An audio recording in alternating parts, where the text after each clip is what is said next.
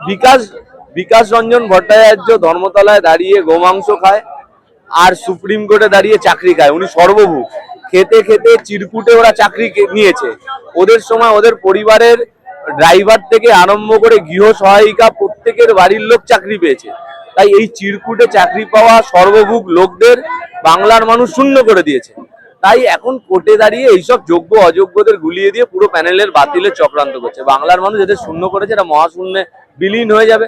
শূন্য থেকে এক, এই এই জীবদ্দশায় বিকাশ রঞ্জন ভট্টাচার্যের জীবদ্দশায় শূন্য থেকে এক বামফ্রন্ট হবে না। আমাদের চিরকুট খুলতে হবে না। মমতা ব্যানার্জি মানবিক মুখ্যমন্ত্রী করেনি, মমতা ব্যানার্জি করেনি। এইবার সিপিএম একটা সৎ দল, সারা পৃথিবীর মধ্যে সবচেয়ে সৎ দলের নাম সিপিআইএম। সিপিআইএম একটা হলফনামা দিয়ে ওদের পার্টির অফিসিয়াল ফেসবুক পেজ থেকে একটা লিখে বের করে দিক যে কার কার, যারা আজকে রাজ্য কমিটিতে আছে বা সেই সময় রাজ্য কমিটিতে ছিল, সিপিআইএম এর নেতারা কার কারা সরকারি কোন কোন ডিপার্টমেন্টে চাকরি করছে, এইটা বার করে দিক। বা বলুক যে আমাদের পরিবারের সরকারি চাকরি কেউ করছে না, বা একটা রাজ্যের নেতা বলুক যারা রাজ্য কমিটিতে আছে যে আমার পরিবারের কেউ নেই, এরকম একটা নেতা খুঁজে বার করো যে এ রাজ্য কমিটিতে আছে কিন্তু এর পরিবারের কেউ সরকারি চাকরি করে না।